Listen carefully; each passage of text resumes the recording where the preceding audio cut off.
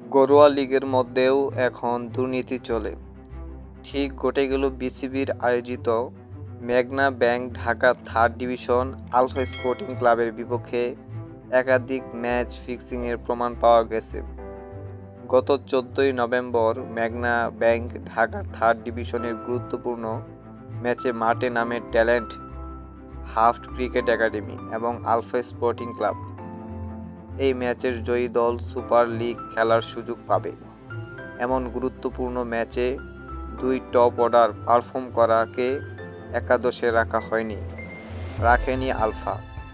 দুইজন performer bowler ছাড়াই match খেলতে নামে তারা। ম্যাচের মূল বোলার বাদ দিয়ে বেশিরভাগ সময় পার্ট টাইম বোলার দিয়ে বল করাতেন তারা।